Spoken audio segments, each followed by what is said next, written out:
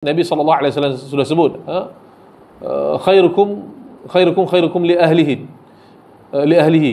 Sebaik-baik kalian adalah yang paling baik kepada wanitanya ataupun istrinya. Dan Nabi SAW sudah memberitahu bahawa orang yang paling rapat dengan Nabi SAW ataupun yang rapat dengan Nabi SAW di syurga kelak adalah orang yang baik akhlaknya. Dan Nabi menjelaskan yang baik akhlaknya, yang paling baik dengan istrinya. قل هذه سبيلي أدعو إلى الله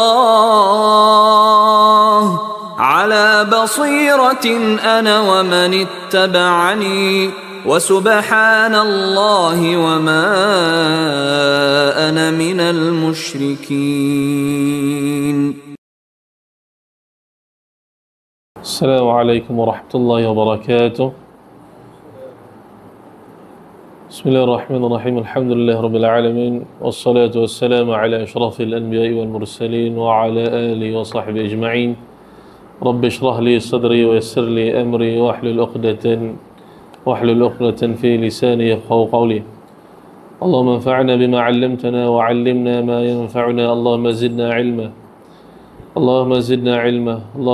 علما اللهم فقهنا في الدين وعلمنا التأويل. حسبي الله لا إله إلا هو عليه توكلت وهو رب العرش العظيم. أما بعد، فالأخوة في الله، Alhamdulillah, sekali lagi kita bertemu dalam majlis kedua di dalam pengajian Al-Fiqh Al-Manhaji yang mensyarahkan fiqh berdasarkan mazhab Syafi'i.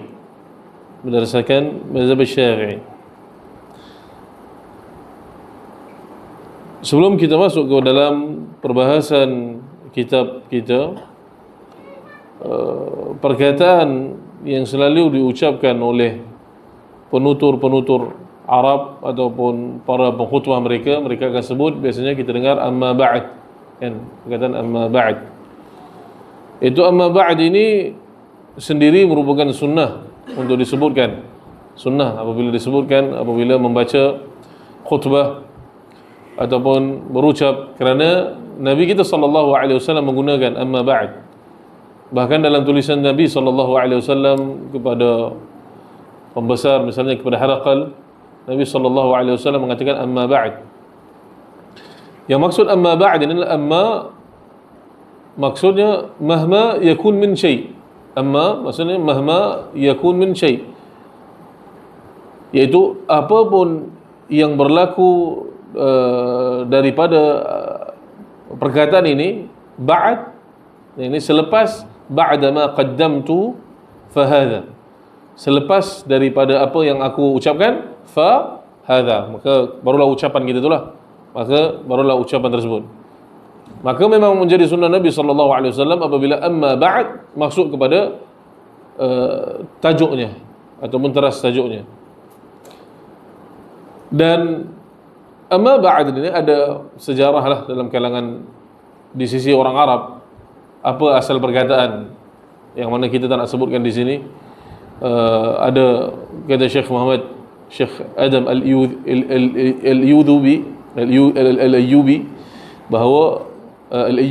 bahawa ada 8 pendapat terhadap perkataan amma ba'd.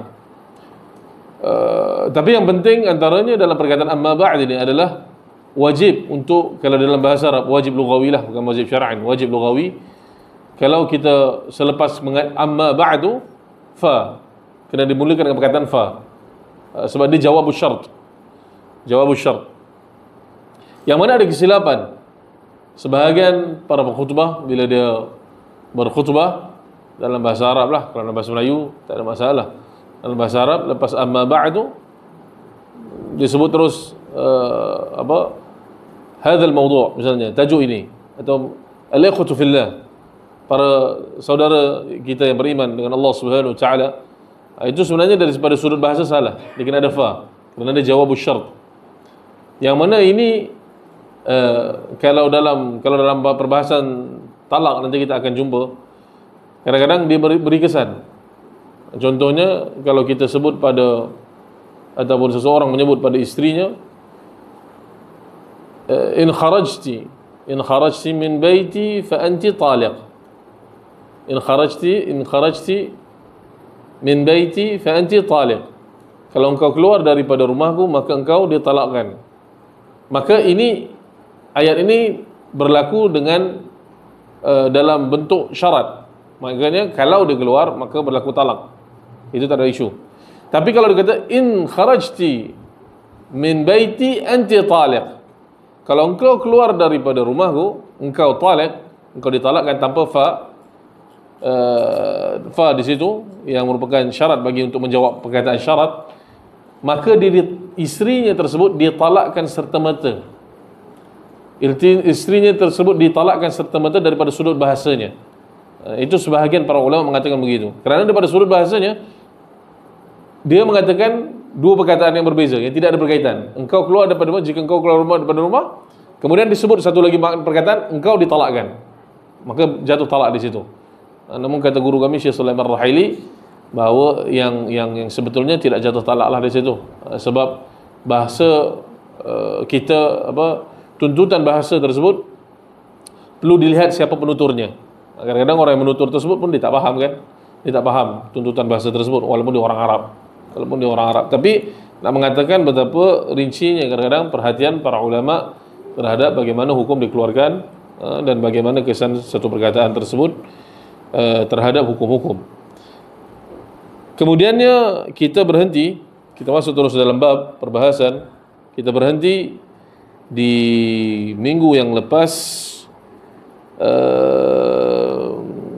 Waqala Rasulullah sallallahu alaihi wasallam, inna tula salati ar-rajuli wa qisara khutbatihi ma'inatun min fiqhihi. Sesungguhnya kata Nabi kita sallallahu alaihi wasallam, sesungguhnya panjangnya salat seseorang lelaki dan pendeknya khutbahnya merupakan petanda ataupun bahagian daripada fiqhnya, petanda ataupun bahagian kepada fiqhnya seseorang tersebut, kefahamannya seseorang tersebut. Baik, sebelum saya masuk lagi tentang penjelasan tentang perkara ini, saya nak war-warkan kitab terjemahan bagi fiqh al-manhaj ini sudah ada ya. Sudah ada dah lama dah. Ada yang menggunakan cetakan yang lama ni, ada yang menggunakan cetakan, saya lihat ada cetakan baru ni, ada cetakan yang diterbitkan oleh Jakim ataupun Mahwib ke apa ni. Ni cetakan baru. Yang mana cetakan baru ni dia ada muqaddimah. Dia ada muqaddimah yang sangat baik. Ada tambahan muqaddimah dan nota kaki dia lebih panjang. Ada tambahan-tambahan yang jika siapa yang berminat boleh belilah. Saya tak ada terlibat lah dalam penjualan.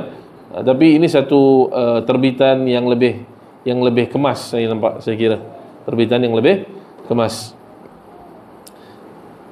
Baik. Pengajian fiqh.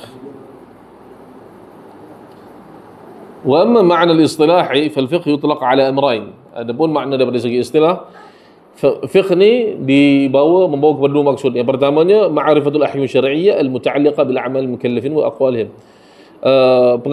Pengetahuan tentang hukum-hukum syarak yang berkaitan dengan amalannya orang-orang yang mukallaf, yang mendapat pertanggungjawaban daripada Allah Subhanahu wa taala dan perbuatan mereka, yang mana perkara ini, pengetahuan ini diambil daripada adillatuha at-tafsiliyah, daripada dalil-dalil yang terperinci. Kenapa dalil-dalil yang terperinci? Dia berbeza dengan perbahasan usul fiqh. Perbahasan usul fiqh, dia mengambil perbahasan dalil-dalilnya adalah adillatuha min adillatiha at-tafsiliyah. Perbahasan usul fiqh, dia tidak ambil dalilnya daripada dalil, bukan tidak ambil, tetapi lebih tepat kita katakan ke perbincangannya lah. Perbincangannya tentang dalil-dalil yang umum, ijmaliyah. Dan adillah ijmaliyah ni apa? Kalau usul fiqh, Quran, sunnah, ijma', qiyas, istishab, masalih mursalah, ini adillah al-ijmaliyah, dalil-dalil yang besar, yang umum. Adillah at-tafsiliyah macam ni lah, ayat Quran secara spesifik tentang masalah tersebut secara spesifik. Itu adillah at-tafsiliyah. Bila keluar hukum fiqh, kita tidak dapat hukum fiqh tersebut melainkan daripada dalil yang terperinci lah. Melainkan daripada dalil yang terperinci. Adapun usul fiqh daripada dalil yang umum. macam seperti kaedah al-amr yaqtadi al-wujub. Perintah menuntut, perintah di dalam ayat perintah menuntut kewajiban, atau yaqtadi al-fawriyah, menuntut kesegeraan. Itu nak dapat hukumnya macam mana? Tak dapat. Melainkan di kaedah yang diaplikasikan atas dalil yang terperinci, barulah keluar hukum. Adapun hukum fiqh, dia membahaskan dalil secara terperinci. Nah, azan dulu ke saudara? Azan dulu. Ya, azan. Hah? Apa? Tajuk.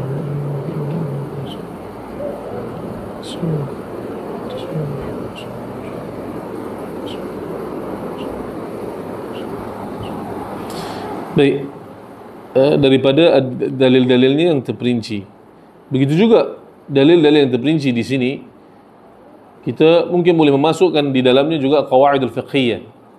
Qawaid al-fiqhiyah ini berbeza dengan usul fiqh. Usul fiqh ini lebih umum.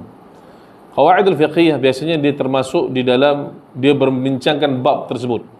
Walaupun kalau kita lihat asal perbahasan dalil-dalil terperinci ini, mereka tidak akan menyentuh ataupun tidak meletakkan di bawahnya qawaid fiqhiyah.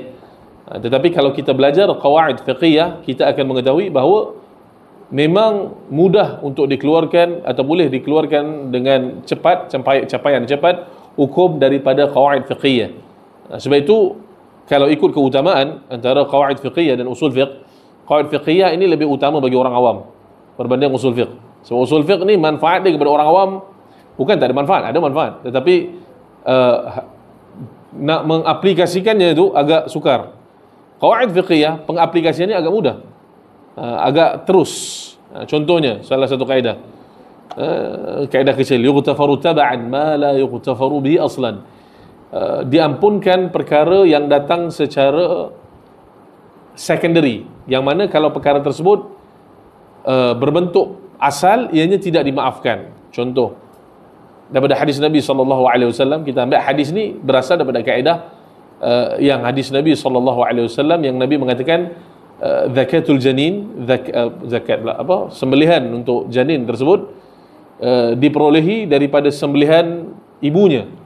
Maksudnya janin tersebut jika dia mati dalam keadaan ibunya tersebut disembelih, sedangkan janin tersebut cukup lengkap sifatnya tapi tidak disembelih, ianya halal.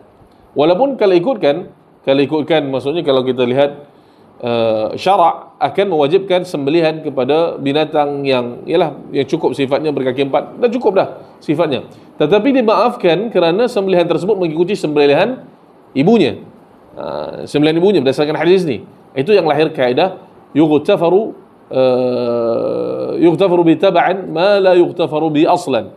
Diampunkan perkara yang datang secara secondary, yang mana perkara tersebut tidak dimaafkan kalau dia datang secara asal.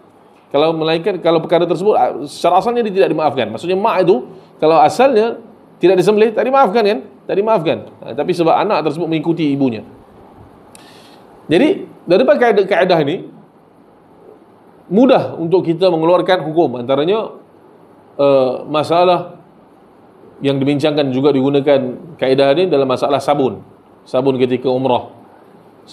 Dia adalah dalil-dalil lain, tapi salah satunya dibincangkan qawaid fiqhiyah ini. Sebab sabun dibincangkan di sini di ketika umrah, dibincangkan tidak mengapa penggunaannya, kerana sabun asal sifatnya ataupun tujuan penggunaan sabun tersebut bukan mewangikan. Dia bukan lit-tatayyub, dia lit-tanzif, untuk membersihkan. Tujuan utama perkara tersebut membersihkan. Tetapi datang secondary sifat dia, pewangian. Jadi sifat mewangi tersebut dimaafkan. Yang mana kalau dia datang secara asal, maksudnya benda tersebut memang orang guna secara uruf, di dalam uruf sabun tersebut digunakan untuk mewangikan pakaian, maka tak dibenarkan penggunaannya ketika ihram. Tetapi orang tak guna sabun untuk berwangi, orang guna untuk bersihkan, sabun untuk bersihkan tangan dan sebagainya. Dia tidak datang secara uruf sebagai minyak wangi, maka dimaafkan. Jadi sebab itu qawaid fiqhiyah ini mungkin boleh dimasukkan dalam adillah at-tafsiliyah juga, sebab dia mudah kita pencapaian hukum daripada qawaid tersebut mudah. وذلك مثل معرفة أن النية في الوضوء واجب أخذا من قوله صلى الله عليه وسلم إنما الأعمال بالنيات. Begitu juga pengetahuan kita seperti misal pengetahuan kita bahawa wajibnya berniat ketika wudu, yang mana ia diambil daripada perkataan Nabi sallallahu alaihi wasallam, sesungguhnya setiap amal itu dengan niat. Ya, innama al-a'malu binniyat. Di sini kalau nak disyarahkan panjanglah. Ini antara hadis yang disyarahkan panjang oleh para ulama. Ada mengatakan sesungguhnya sempurnanya amalan tersebut, innama al-a'malu binniyat, innama tamamul a'mal binniyah. Sesungguhnya sempurnanya amalan tersebut dengan niat. Ada yang mengatakan innama sihhatul a'malu binniyat. Sesungguhnya sahnya amal tersebut dengan niat. So ini ada perbezaan daripada para ulama. Sebab itu ada sebahagian amalan tidak memerlukan niat untuk sahkan amalan tersebut. Itu nanti kita akan sentuh secara detail lah di dalam perbahasan.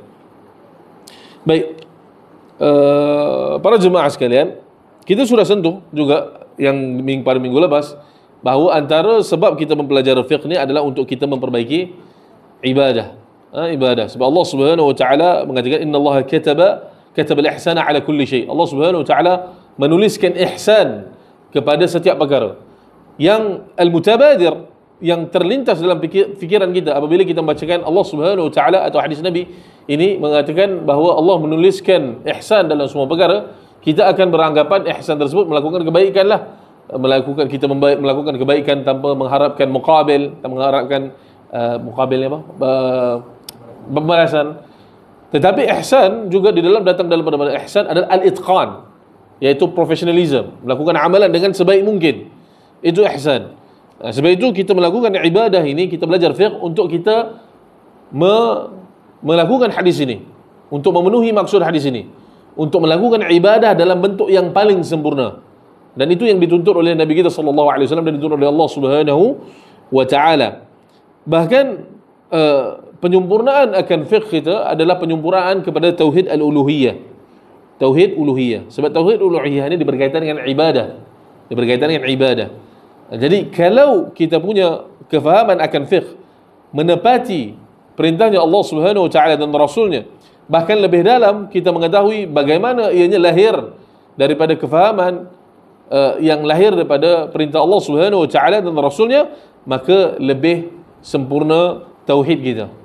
Sebab itu Syekh Abu Salam Asy-Syu'air pernah sebutkan bahawa ahlul fiqh, jika mereka menyempurnakan hak fiqh mereka, maksudnya bukan dengan maksud ta'assub dan sebagainya, maksud untuk menyembah Allah Subhanahu wa taala dengan ilmu tersebut, maka mereka adalah termasuk daripada orang-orang menyempurnakan tauhid, yang menyempurnakan tauhid al-uluhiyah. Dan sebab itu kita melihat kata Allah Subhanahu wa taala wa ahsinu innallaha yuhibbul muhsinin, dan berbuatlah kebaikan, sesungguhnya Allah Subhanahu wa taala menyukai orang-orang yang buat kebaikan. Dan termasuk dalam ayat tersebut, makna ayat tersebut adalah orang yang melakukan amal ibadah dengan sempurna, bukan secara isywa'i, dengan random, suka hati sahaja.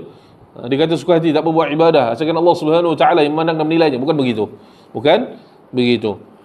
Dan begitu juga Allah Subhanahu wa taala mengatakan dzalika wa man yu'azzim sya'air Allah fa innaha min taqwal qulub. Begitulah orang-orang yang mengagungkan syiar-syiar Allah, maka mereka termasuk dalam kalangan orang-orang yang bertakwa.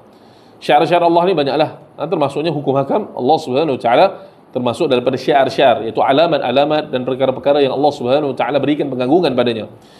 Orang yang berikan perhatian pada perkara yang Allah Subhanahu wa taala berikan pengagungan, maka Allah sifatkan dia dengan sifat taqwa. Dan sebaliknya orang-orang yang tidak mempedulikan perkara tersebut, mafhum mukhalafah daripada ayat ini, mafhum mukhalafah ini mafhum yang terbalik, bahawa orang tersebut termasuk dalam orang yang ditakuti dicabut daripada sifat taqwa. Dan ini berlaku dalam kalangan orang-orang Arab bahkan. Dalam kalangan orang Arab bahkan. Pernah banyak kali lah. Antara satu contoh, saya pernah berlaku dalam salah satu pengalaman saya. Ada orang Arab Mesir. Sebenarnya tak sebut Mesir, tak apa-apa, orang Arab lah. Kan? Kita ketika itu salat daripada Malaysia ke Madinah, singgah ke satu tempat, dan kami salat waktu itu hari Jumaat. Hari itu Jumaat. Jadi kita waktu itu salat jamaah qasar lah. Sebab ialah memang satu ada rukhsah dan ada keperluan dan sebagainya.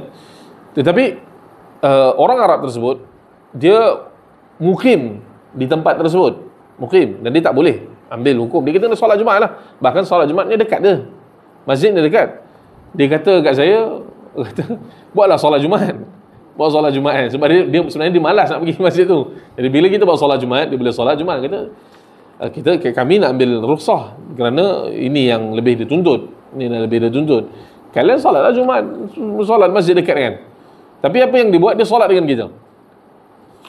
Dan solatnya dia dengan kita tersebut, wallahu a'lam adakah diterima oleh Allah Subhanahu wa taala atau tidak. Kerana dia suka hati saja.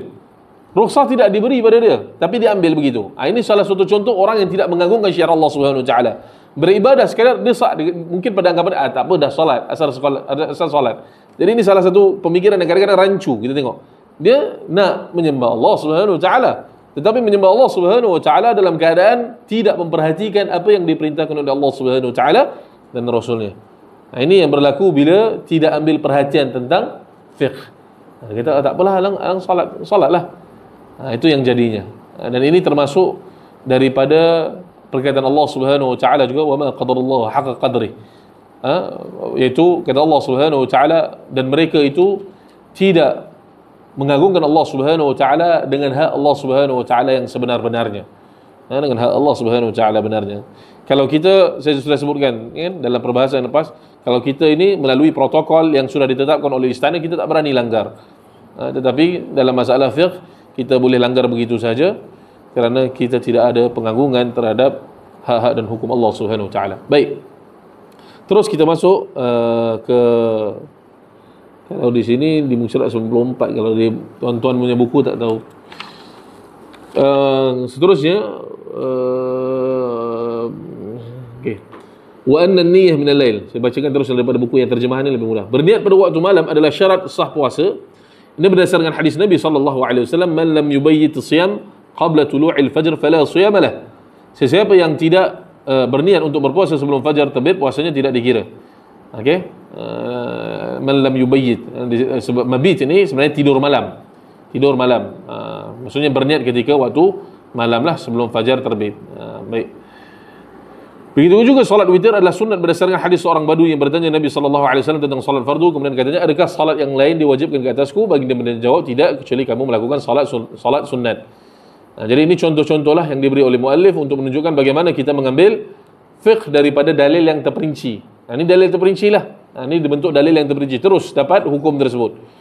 Seterusnya, salat sunat selepas salat asar adalah makruh berdasarkan Rasulullah sallallahu alaihi wasallam telah mencegah melakukan selepas salat asar hingga matahari terbenam.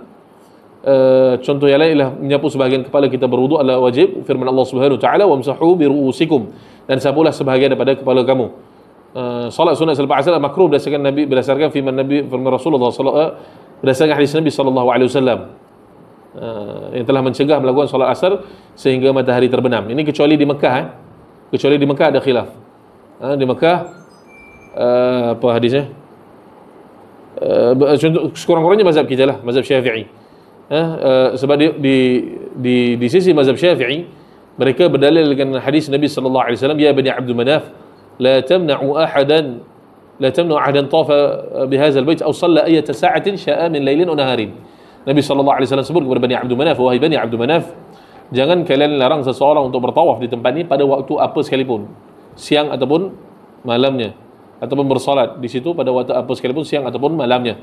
Jadi dalam mazhab Syafi'i, di Mekah tidak ada waktu larangan salat sunat.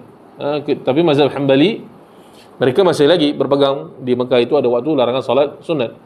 Jadi biasanya saya beritahu kepada orang-orang yang melakukan umrah, saya cenderung pada pendapat mazhab Syafi'i ini. Sebab hadis itulah, hadis tersebut jelas. Bahkan ada lagi hadis yang lain, bukan hadis tersebut saja. Dalam kitab Al-Idah ada hadis-hadis yang lain yang menunjukkan bahawa Mekah itu ada pengkhususannya. Cumanya mazhab Hanbali, mereka masih menganggap bahawa salat di Mekah tersebut samalah dengan waktu salat di lain. Mazhab Hanbali dan juga mazhab Maliki, tak silap saya. Ala kulli hal, cumanya jadi kalau kita berpegang dengan pendapat mazhab Syafi'i di dalam masalah ni di Mekah, kita kena ingatlah tempat itu para pegawainya umumnya bermazhab Hanbali. Saudi secara umumnya mereka diajarkan fiqh mazhab Hanbali. Okey. Bahkan sekarang sudah diselaraskanlah. Kalau dahulu macam Universiti Islam Madinah, kita belajar bukan mazhab Hanbali. Kita belajar Bidayatul Mujtahid, 4 mazhab terus. Sekarang sudah diselaraskan, kita belajar mereka belajar Raudhul Murbi', fiqh Hanbali lah, fiqh Hanbali. Jadi dalam fiqh Hanbali, kalau contohnya kalau dinampak kita lah orang yang solat selepas subuh, misalnya di Mekah, dia akan tegur lah, pegawai dia nampak, dia akan tegur lah.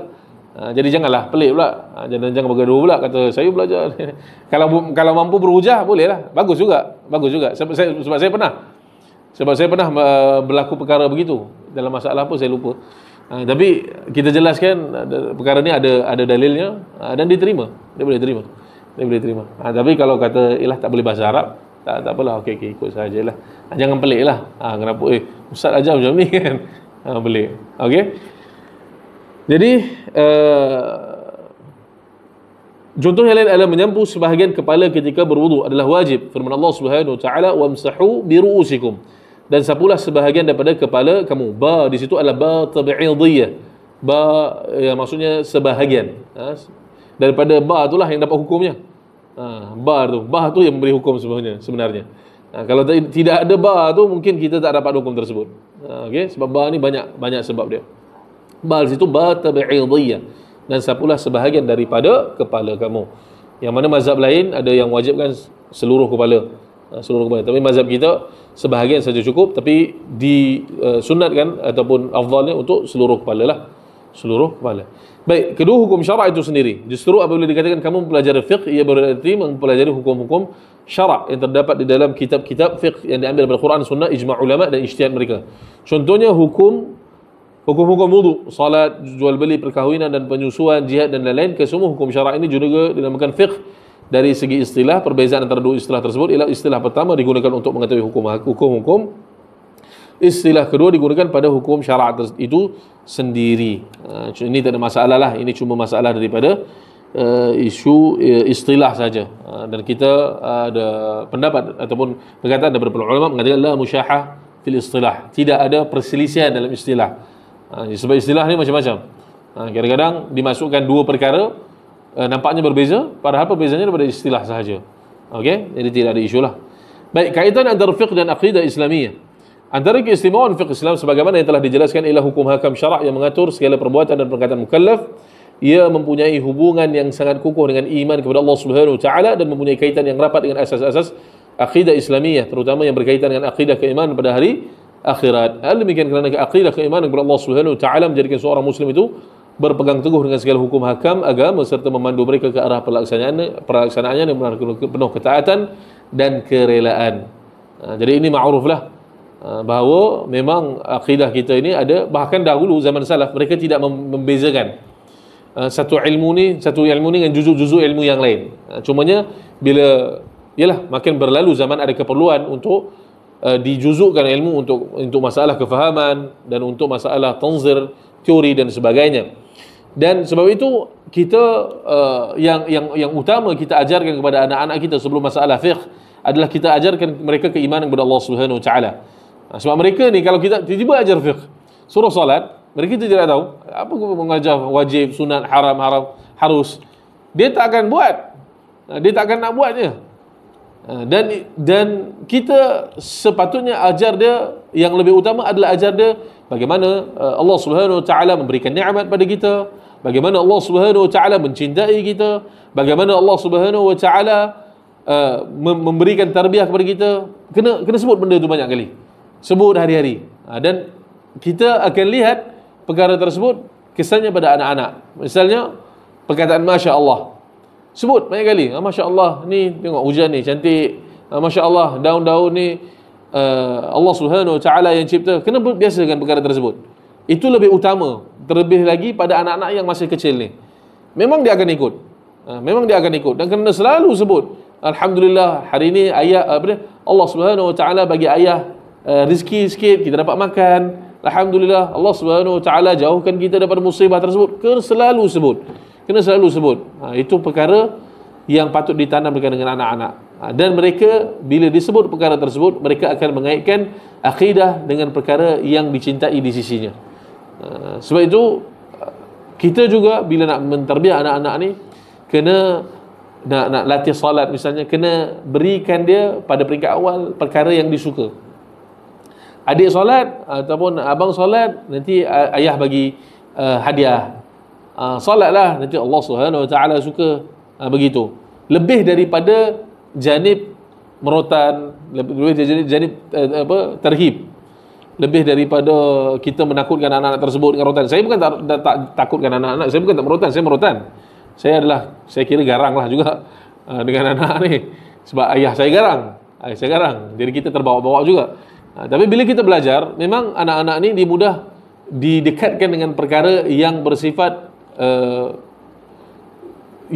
perkara yang dia suka, lebih daripada perkara yang menakutkan dia. Memang perkara yang menakutkan dia ni boleh cepat dapat kesan, cepat, memang kesan dia cepat, angkat rotan tu cepatlah solat. Tapi kita bukan nak cepat kesannya, kita nak dalam kesannya. Kita bukan nak dia solat depan kita nak dia solat tu dimemahami akan kepentingan solat tersebut. Sebab itu perkara tersebut lebih didahulukanlah, Sebab itu orang-orang, kita lihat orang-orang yang masalahnya jauh daripada agama ini, kita bukan dekatkan dengan mereka dengan masalah, misalnya orang yang berzina, yang minum arak. Bukan kita katakan zina tu haram, arak tak, bagaimana haram, kita tahu haram. Tapi yang patut kita dekatkan dia dengan masalah akidah, masalah di mana Allah Subhanahu Wa Taala di dalam di hati dia ketika melakukan perbuatan tersebut, kita takuti bahawa ketika melakukan perbuatan tersebut akan dicabut daripada dia rasa kemanisan beribadah dan sebagainya. Itu yang patut kita tekankan kepada orang-orang yang mungkin jauh daripada syariat Allah Subhanahu Wa Taala, jauh daripada syariat Allah Subhanahu Wa Taala. Okey, jadi kita skip. Jadi contoh-contoh dalam Quran yang menjelaskan hubungan antara fiqh dengan iman amat banyak. Memadailah disebutkan sebahagian daripadanya untuk mengetahui sejauh mana kaitan antara hukum dan iman dan antara syariat dan akidah. Ini jadi disebutkan beberapa contoh kaitan iman dan akidah, antara kaitan dengan iman dan akidah. Antaranya firman Allah Subhanahu Wa Taala, Allah Subhanahu Wa Taala memerintahkan orang-orang yang beriman supaya bersuci dan menjadikannya sebahagian daripada tuntutan iman kepadanya. Allah Subhanahu Wa Taala, ya ayyuhalladzina amanu idza qumtum ila as-salati faghsilu wujuhakum wa aydiyakum ila al-marafiq wamsahu bi ru'usikum wa arjulakum ila al-ka'bayn. Wahai orang-orang beriman, jika apabila kamu hendak mengerjakan sembahyang padahal kamu berhadas kecil, maka berwuduklah, iaitu basuhlah muka kamu dan kedua belah tangan kamu meliputi siku, sehingga sampai ke siku lah. Okey. Dan ada sambungan ayat itu, wamsahu bi ru'usikum wa arjulakum ila al-ka'bayn. Wamsahu bi ru'usikum wa arjulakum ila al-ka'bayn. Dan daripada ayat inilah yang kita tahu tertibnya untuk berwuduk itulah daripada wajah, kemudian ke tangan, kemudian ke kepala dan kaki. Tapi kita bukan tahu sebab susunan itu saja. Kalau semata-mata susunan, ulama tidak akan tidak pasti akan memberikan hukuman tertib tersebut. Di mana ulama dapat hukum tertib secara pasti di dalam ayat ini? Sebabnya ayat ini membicarakan, kalau kita lihat ayat wujuh dan aydiyakum dan kaki ini semuanya tentang al-maghsulat, anggota-anggota yang basuh. Al-maghsulat, basuh. Ni wajah basuh, aydiyakum basuh. Semuanya nasab, semuanya dengan baris atas. Wa arjulakum, kaki basuh. Tetapi di dalam maghsulat tersebut Allah Subhanahu Wa Taala letakkan tengah-tengahnya ayat tentang sapu kepala. Jadi menunjukkan ada kepentingannya di situ. Dan kepentingannya di situ adalah tartib lah, senang kata. Sebab ghasal dan basuh dan masah ni lain. Ghasal ni, dia basuh ni dikena ada aliran air. Contohnya kalau kita spray, dua lah cara. Kita spray, kita nampak bertakung, ataupun kita spray, kalau guna spray lah, kita nampak dia mengalir. Ini dah, maksudnya dah cukup sifat air tersebut untuk basuh. Dah cukup. Okey. Tetapi untuk sapuan tak perlu dia mengalir. Maksudnya kalau kita spray tak nampak dia mengalir pun boleh sapu. Berbeza dengan basuh. Itu bezanya. Itunya beza dua sapuan dan basuh tersebut. Begitu juga Allah Subhanahu Wa Taala menyebutkan tentang salat dan zakat seiring beriman dengan hari kiamat. Kata Allah Subhanahu wa taala, alladzina yuqimuna shalah wa yu'tuna zakah wa hum bil akhirati hum yuqinun. Itu mereka yang tetap mendirikan sembahyang dan memberikan zakat, sedang mereka pula percaya dan yakin dengan akan hari akhirat. Begitu juga Allah Subhanahu wa taala memfardukan puasa yang membawa seorang kepada bertakwa dan menghubungkannya dengan iman. Ya ayyuhalladzina amanu kutiba alaikumus shiyam kama kutiba alal ladzina min qablikum la'allakum tattaqun. Wahai orang-orang yang beriman, kamu diwajibkan berpuasa sebagaimana diwajibkan ke atas orang-orang yang terdahulu daripada kamu supaya kamu bertakwa. Juga Allah Subhanahu wa taala menyebutkan sifat-sifat terpuji yang menghiasi peribadi seseorang Islam dan dikaitkan dengan keimanan kepadanya. Begitu juga dengan sifat-sifat yang melayakkan mereka memasuki syurga Allah Subhanahu wa taala. Firman Allah Subhanahu wa taala, ini ayat panjang sikit, ada beberapa sifat di dalam ni. Qad aflahal mu'minun alladhina hum fi salatihim khashi'un walladhina hum 'anil lagwi mu'ridun walladhina hum lizakati fa'ilun walladhina hum li furujihim hafizun illa 'ala azwajihim aw ma malakat aymanuhum fa innahum ghayru malumin faman ibtagha wara'a dhalika fa ulaika humul 'adun walladhina hum li amanatihim wa 'ahdihim ra'un walladhina hum 'ala salawatihim yuhafizun ulaika humul warithun alladhina yarithuna al-firdausa hum fiha khalidun. Sesungguhnya berjayalah orang-orang yang beriman, itu yang mereka yang khusyuk dalam salatnya dan mereka yang menjauhkan diri dari perbuatan yang sia-sia, dan mereka yang berusaha membersihkan hartanya dengan menunaikan zakat harta tersebut, dan mereka yang menjaga kehormatannya kecuali kepada isterinya atau hamba sahayanya, maka sesungguhnya mereka tidak tercela. Kemudian sesiapa yang menginginkan selain daripada yang demikian, maka mereka lah orang-orang yang melampaui batas, dan mereka yang menjaga amanah dan janjinya, dan mereka yang tetap memelihara sembahyangnya, mereka itulah orang-orang yang berhak yang akan mewarisi syurga Firdaus, mereka kekal di dalamnya. Ini ada beberapa sifat yang insya-Allah kalau kita cuba lakukan, mudah-mudahan Allah Subhanahu wa taala memberikan kita janji syurga Al-Firdaus di dalam ayat ini. Dan kita lihat banyak perkara yang boleh diambil lah sebenarnya ni kalau disyarahkan satu khutbah yang panjang ni. Walladzina hum 'anil lagwi mu'ridun, dan orang-orang yang menjauhi perkataan-perkataan yang perbuatan dan perkataan yang sia-sia. Sebab itu kata Nabi kita sallallahu alaihi wasallam, min husni islamil mar'i tarkuhu ma la ya'ni. Daripada baiknya Islam seseorang itu meninggalkan perkara-perkara yang tidak berkenaan dengan dirinya ataupun tidak bermanfaat baginya. Dan ini sangat perlu dalam zaman ini. Yang mana zaman media sosial ni kita banyak sibukkan diri dengan perkara yang tak perlu bagi kita. Kita baca berita, bukan tak boleh baca berita, boleh baca berita, tidak ada masalah. Tapi kita sibukkan dalam hal perihal yang kadang-kadang bukan pun daripada keperluan kita untuk mengetahuinya. Kadang-kadang tentang masalah gosip-gosip artis, ini tak perlu sebenarnya. Tak tahu pun tak apa.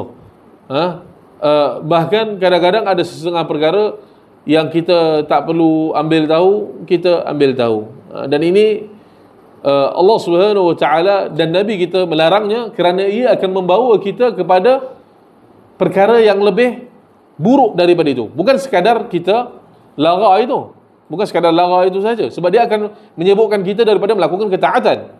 Bahkan perkara-perkara yang misalnya kalau kita membaca gosip-gosip tersebut, kita akan membawa kita kepada mengumpat orang tersebut mungkin, bersangka buruk kepada orang tersebut mungkin. Itu yang sebenarnya dilarang. Itu yang sebenarnya yang Allah Subhanahu wa taala dan Rasulnya tahu kesan buruk memperbanyakkan perkara-perkara yang lara ini. Bahkan kita tahu kesan-kesan kalau kita misalnya perkara-perkara yang harus sekalipun.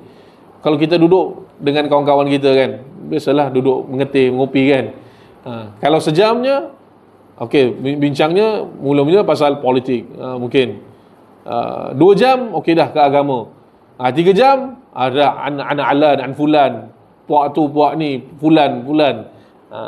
Biasalah sebab dah lama, makin lama dalam perkara tersebut kan, makin banyak yang akan membawa kita kepada perkara yang lebih tidak baik. Sebab itu ini salah satu sifat yang seorang muslim, kalau dia tidak menjadi seorang muslim yang betul-betul muslim, dia perlu jauhi daripada perkara-perkara yang lara ini. Sebab itu Allah Subhanahu wa taala pun sebut la khaira fi kathirin min najwahum. Tidak ada baiknya dalam dalam bisik-bisik mereka kecuali jika mereka mengatakan tentang memerintahkan tentang sedekah, mereka memerintahkan tentang perkara yang baik atau islahin bainan nas, ataupun mengatakan untuk mengajak kebaikan kepada sesama manusia, dan ini satu perkara yang perlu kita usahalah sebagai seorang muslim. Walladzina hum li furujihim hafizun, ini juga salah satu perkara yang di zaman ini perlu ditekankan. dan orang-orang yang menjaga kemaluan mereka. Kerana zaman kita ni adalah zaman yang di perkara-perkara syahwat ni dibesarkan. Zaman hypersexualization. Banyak masuk dalam, bukan sahaja di dalam media sosial, di dalam kartun anak-anak kita sekalipun. Ini perkara yang sangat bahaya. Tuan-tuan dan puan-puan kena beri perhatian, terutamanya kartun anak-anak. Siapa yang ada melanggan Netflix misalnya, pastikan dulu kartun tersebut, tengok. Dan saya dah perasan dah, kadang-kadang kita rasa tak ada apa-apa, tapi ada juga perkara-perkara tersebut diselitkan. Saya ingat kartun apa, Jurassic Park ke apa dah, gitulah, Jurassic Park, kartun Jurassic Park, pada dasar dinosaur. Tetapi dalam salah satu episod tersebut, saya tak ingat, dia ada selitkan hubungan wanita dengan wanita, hubungan romantik wanita dengan wanita. Tak ada kena-mengena pun, tak ada mengena-mengena pun, tapi diselitkan juga. Diselitkan juga untuk bibit perkara ni. Sebab itu zaman sekarang ni perlu diperhatikan tentang masalah ini. Apatah lagi kita tahu algoritma media sosial ini sangat menyambut syahwat kita. Katakanlah, dan saya saya rasa kita pun semua biasa guna media sosial. Instagram saya tak biasa guna, tapi saya ada Instagram. Kalaulah misalnya daripada 10 video tersebut ada satu video tentang movie misalnya, kita klik, kita tengok kan. Selepas tu datang 10. Padahal kita dah tengoknya 10 kebaikan. Hanya satu saja mungkin kerosakan yang kita tengok, ataupun perkara larang yang kita tengok, dibawa ukhwat dia, dibawa saudara-saudara dia sekali bersama. Lepas tu kita sebagai manusia, kita ada waktu lemah. Mungkin kita terlayan kan, tengok, dan sebab dah scroll tu dia mudah.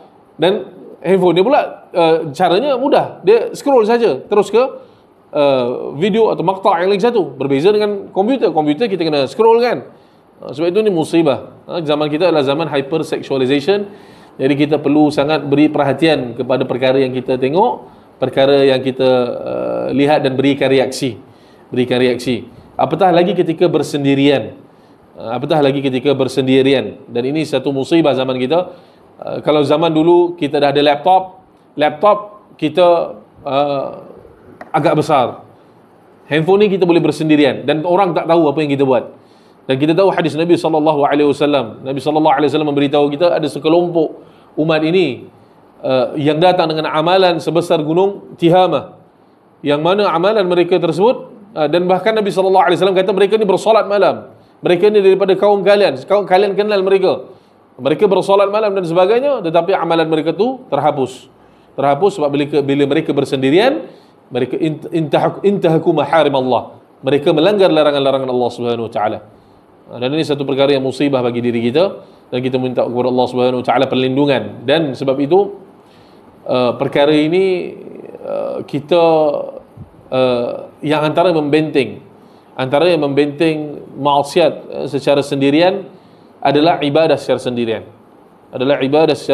Kalau kita takut ibadah kita ini kalau maksiat kita ni dilihat orang, kita sepatutnya lebih juga dalam darjat yang sama, kita takut ibadah kita ni dilihat orang.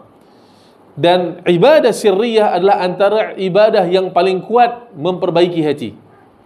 Ibadah sirriyah, ibadah yang orang tak lihat, orang tak tahu, ini adalah yang paling memperbaiki hati kita, yang paling mudah ataupun paling menjemput muraqabatullah, yang paling melatih diri kita untuk menjemput perhatian Allah Subhanahu Wa Taala. Kalau kita bangun malam-malam, kita cuba untuk lakukan satu amalan yang kita tak nak orang lain tahu, kita nak tahu ini antara Allah Subhanahu Wa Taala dan kita, itu akan menguatkan hati kita apabila kita bersendirian. Akan menguatkan hati kita kalau kita bila berada orang tak nampak, kita tahu Allah Subhanahu Wa Taala melihat kita. Sebab itu kalau ditanya apa solusinya kepada masalah ini, salah satunya adalah ibadah sirriyah. Kalau kita nak menjaga diri kita daripada terjebak dalam maksiat secara bersendirian. maksiat secara bersendirian. Okey, kita mungkin habiskan sehingga pukul 9 lah kot, insya-Allah ya.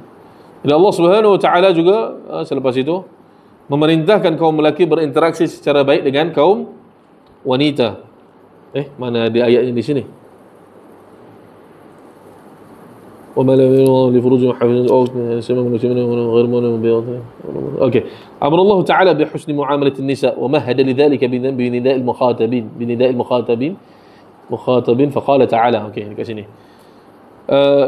Jadi Allah Subhanahu wa taala menyebut ya ayyuhalladzina amanu la tahillu lakum an tarithu an-nisaa karha wa la ta'dhuluhunna litadhhabu bi ba'd ma ataytumuhunna illa an ya'tina bi fahishatin mubayyinah wa 'ashiruhunna bil ma'ruf فإن كرهتموهن فعسى أن تكرهوا شيئا ويجعل الله فيه خيرا كثيرا. Wahai orang-orang yang beriman, tidak halal bagi kamu mewarisi perempuan-perempuan dengan jalan paksaan, dan janganlah kamu menyakiti mereka dengan menahan dan menyusahkan mereka, kerana kamu hendak mengambil balik sebahagian daripada apa yang telah kamu berikan kepada mereka, kecuali apabila mereka melakukan perbuatan keji yang nyata, dan bergaulah kamu dengan mereka, isteri-isteri kamu itu, dengan cara yang baik. Kemudian jika kamu merasa benci kepada mereka disebabkan tingkah lakunya, janganlah kamu terburu-buru menceraikannya, kerana boleh jadi kamu bencikan sesuatu sedangkan Allah Subhanahu wa taala hendak menjadikan pada apa yang kamu benci itu kebaikan yang banyak untuk kamu.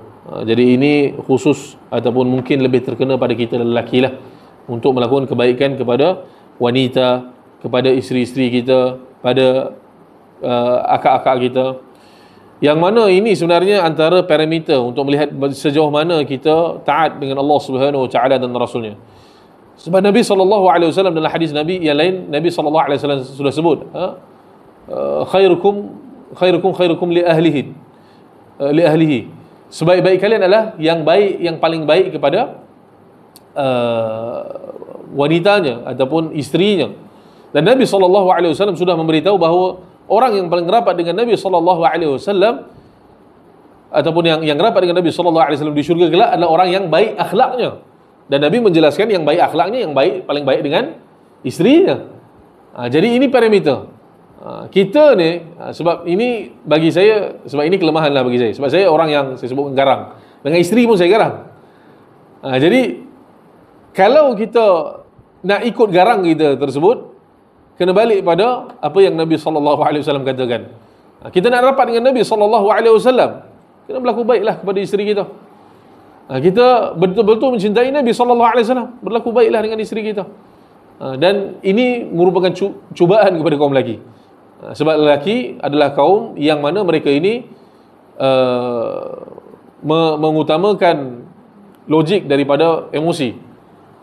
Logik daripada emosi. Ini ma'ruf lah. Ma'ruf. Bahkan kadang-kadang bila isteri saya tanya, pernahlah isteri saya tanya secara saya ke ataupun dia tanya, saya tak tahulah, tapi mungkinlah tapi soalan tu pernah keluar lah, kalau lemas nak selamatkan anak ke isteri? Saya kata anak, sebab isteri boleh cari lain. Tapi perkataan ni kalau secara logiknya betul lah, logik, tapi kita diperintahkan untuk melakukan kebaikan kepada isteri-isteri kita. Maka kena jagalah sikit perkataan tersebut. Tapi kalau macam saya ni, sebab saya ni susah sikit, saya tak pandai sugarcoat. Tapi memang kena sugarcoat. Sebab itulah yang diperintahkan oleh Nabi kita sallallahu alaihi wasallam. Bahkan Nabi sallallahu alaihi wasallam yang ajaibnya, Nabi sallallahu alaihi wasallam mengiklankan cinta dia kepada Aisyah di hadapan sahabat dia. Ini kita tak buat dah. Kita memang malu Allah lah nak buat. Kita depan sahabat kita, aku sayang. Dia benda yang kita tak buat, tapi Nabi buat. Maka ialah pada Nabi kita sallallahu alaihi wasallam contoh yang sempurna. Baik, mana tadi?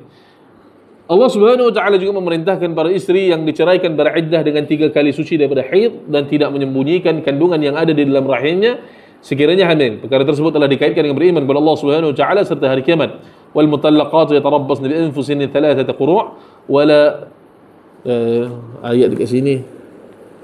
Wala yahillu lahun an yaktubna ma khalaqa Allah fi arhamihin in kunna yu'minna billahi wal yawmil akhir.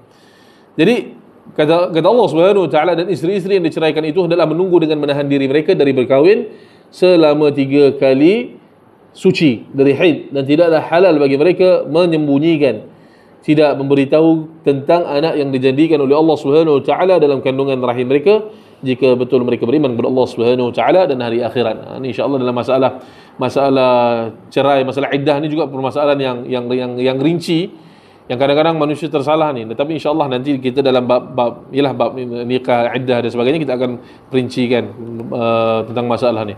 Dan Allah Subhanahu wa taala memerintahkan manusia supaya menjadi arak, menyembelih untuk berhala dan bertenung nasib dengan batang-batang anak panah, setelah menyeru mereka dengan sifat iman, sebagaimana menandakan bahawa menjauhi perkara-perkara yang dilarang tersebut ada kaitannya dengan kesucian dan kemurnian iman mereka. Kata Allah Subhanahu wa taala, ya ayyuhalladzina amanu innamal khamru wal maisir wal ansab wal azlamu rijsun min amali syaitan fajtanibuhu la'allakum tuflihun.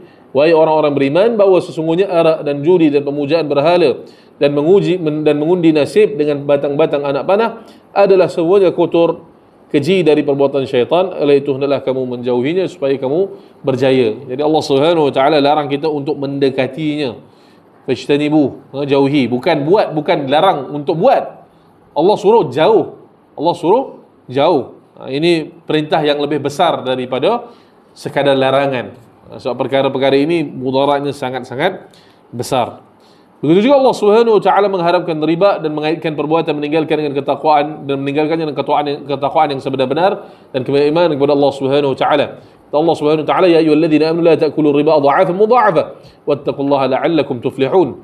Wahai orang beriman, jangan kamu makan atau mengambil riba dengan berlipat-lipat ganda, dan hendaklah kamu bertakwa kepada Allah supaya kamu berjaya. Dan ajaibnya dalam ayat ini, dahulu ada seorang alim lah kita katakan, ataupun dia di dalam dunia akademi Islam ni, dalam dunia akademi yang Islam ni, dia mengatakan ambil riba kalau tidak berlipat-lipat ganda tak apa. Sebab Allah Subhanahu wa taala kata adha'afa mudha'afa. Adha'afa mudha'afa. Allah larang yang ambil riba berlipat ganda. Kalau ambil riba yang tidak berlipat ganda tidak mengapa. Ini salah satu contoh kejahilan dalam memahami ayat Quran atau memahami sirah bahasa Arab. Tapi ini insya-Allah nanti kita akan ungkai. Ini syubhah nanti insya-Allah ada masa kita akan ungkai. Jadi juga kata firman Allah Subhanahu wa taala, ya ayyuhalladzina amanu taqullaha wa dharu ma baqiya minar riba in kuntum mu'minin. Wahai orang-orang beriman, bertakwalah kamu kepada Allah Subhanahu wa taala dan tinggalkanlah, jangan menuntut lagi sakibaki riba yang masih ada pada orang yang berhutang itu, jika benar kamu orang-orang yang beriman. Jadi Allah Subhanahu wa taala mengasihi orang beriman supaya beramal, merasainya diri bertanggungjawab dan sentiasa dalam pemerhatian Allah Subhanahu wa taala. Kata Allah Subhanahu wa taala, wa qul i'malu fasayarallahu 'amalakum wa rasuluhu wal mu'minun wa satarudduna ila 'alimil ghaibi wasyahadah fayunabbi'ukum bima kuntum ta'malun. Dan katakanlah wahai Muhammad, beramallah, kamu akan segala yang diperintahkan, maka Allah Subhanahu wa taala dan rasulnya serta segala orang beriman akan melihat apa yang kamu kerjakan, dan kamu akan dikembalikan kepada Allah Subhanahu wa taala yang mengetahui perkara-perkara yang gaib dan yang nyata, kemudian ia menerangkan kepada kamu apa yang kamu telah kerjakan. Ini merupakan wa'ad, yang janji Allah, dan juga dalam masa yang sama wa'id, ancaman Allah Subhanahu wa taala. Buat amalan, kalian akan, Allah Subhanahu wa taala akan lihat amalan kalian, dan kalian akan diterangkan tentang apa yang telah kalian lakukan. Jadi ini merupakan janji Allah, dan masa yang sama ancaman Allah Subhanahu wa taala. Jadi demikianlah, jarang sekali didapati mana-mana hukum di dalam Al-Quran melainkan disertakan dengan tuntutan beriman kepada Allah Subhanahu wa taala dan mempunyai ikatan dengan asas-asas akidah Islamiyah. Oleh itu fiqh Islam membawa khususian agama dan mempunyai kekuatan rohani, kerana ia merupakan hukum hakam syara' yang datang daripada Allah Subhanahu wa taala, dan mendapat kemurkaannya jika diingkari. Ianya bukanlah semata-mata undang-undang yang terpisah daripada perasaan hati kecil manusia terhadap ikatan dan hubungan dengan penciptanya, yaitu Allah Subhanahu, dengan penciptanya, yaitu Allah Subhanahu wa taala. Firman Allah Subhanahu wa taala, "Fala rabbika la yu'minuna hatta yuhakkimuka fima shajara bainahum thumma la yajidu fi anfusihim harajan mimma qadaita wa yusallimu taslima." Maka demi Tuhanmu wahai Muhammad, mereka tidak disifatkan beriman sehingga mereka menjadikan kamu hakim dalam mana-mana perselisihan yang timbul di antara mereka, kemudian mereka pula tidak merasa di hati mereka sesuatu keberatan dari apa yang telah kamu hukumkan dan mereka menerima keputusan itu dengan sepenuhnya. Wasallimu taslima. Mereka merasa mereka menerima keputusan tersebut dengan penerimaan yang penuhlah. Dan ini pun ada peringkat, ada beberapa peringkat dalam ayat ini. Ada yang terima tapi hatinya tidak redha. Ada yang terima tapi ada yang mula, yang pertama orang yang tidak yang tak mahu langsung balik kepada hukum Allah Subhanahu wa taala dan rasulnya. Itu yang paling teruk. Kemudian yang lebih rendah daripada itu, yang lebih baik adalah mereka kembali kepada hukum Allah Subhanahu wa taala dan rasulnya. Kemudian dia tidak mendapati dalam diri dia kesukaran dalam menerima hukum tersebut. Ini yang lebih baik. Kemudian yang paling baik, dia menerima hukum tersebut dengan perasaan yang tenang. Ini yang paling sempurna. Jadi kita lihat kita di mana. Kita insya-Allah rata-rata umat Islam mungkin telah mengembalikan hukum Allah, hukum ini kepada Allah Subhanahu wa taala dan rasulnya. Rata-rata umat Islam. Tapi itu pun masih ada lagi yang na'udzubillah lah, masih lagi mengembalikan hukum bukan kepada Allah Subhanahu wa taala, kepada rasulnya. Mereka mengembalikan hukum kepada perasaan mereka, kepada akal mereka, kepada para ulama. Memang ulama ini merupakan tempat rujuk, tetapi menjadikan ulama sebagai penuntut mutlak hukum ini ada bahayanya lah pada agama kita ini. Kita ni dalam masalah kedoktoran, dalam masalah ekonomi, kita akan tanya dan kita akan pastikan kebenaran perkara tersebut, sebab kita takut perkara tersebut memberi mudarat.